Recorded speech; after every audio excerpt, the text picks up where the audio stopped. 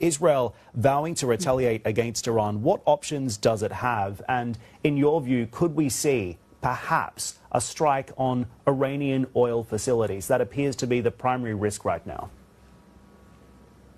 Exactly, Dan. I think that now that we see that how Iranian proxies have been weakened in the region and its missile attack, which was a direct attack, have been neutralized by Israel, definitely there is now an uncertainty about where is the next target. Energy facilities, critical infrastructures could be the other target. And the thing is that many people in Middle East, when they talk, they immediately talk about choke points, the Strait of Hormuz. But there are plenty of facilities on Iranian side and also on, let's say, Israeli side that could all be targeted in terms of critical infrastructures. And as you very well know, the infrastructures are connected. It's impossible to somehow secure all of it.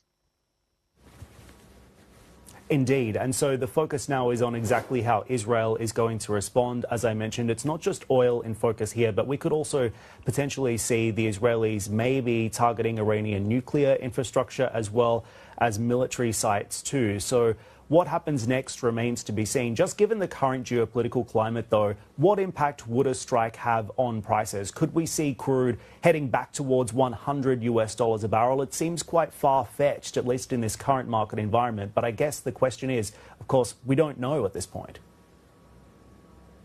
Well, I mean, looking at where the prices will go, definitely it depends on where the destruction would be and how much oil is going to be taken off the market. But historically, we have seen that geopolitical factors, if the impact is not in a larger scale and could be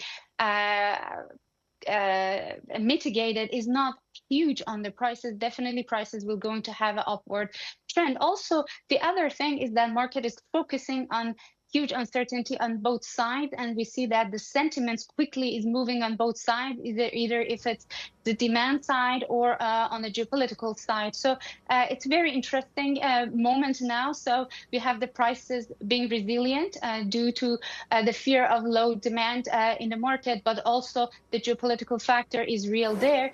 Any side could really push the market, and we have seen just in the past few days how the prices go up and down depending on how the sentiments are triggered in the market.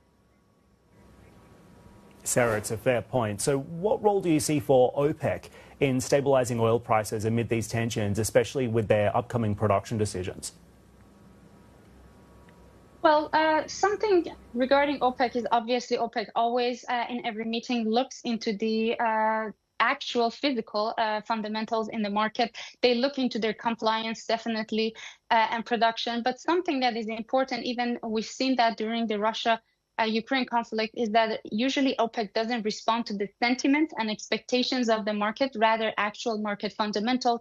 And also the other thing, just going quickly back to the previous question, is that we have these OPEC cuts currently. That market kind of has that cushion and ease of mind that there is still certain amount of spare capacity in the market if the event of emergency happens. But again, OPEC usually looks at the physical fundamentals of the market. Their compliance is an issue to be discussed, but usually they do not respond to market sentiments and expectations unless it has a clear impact on the demand or supply.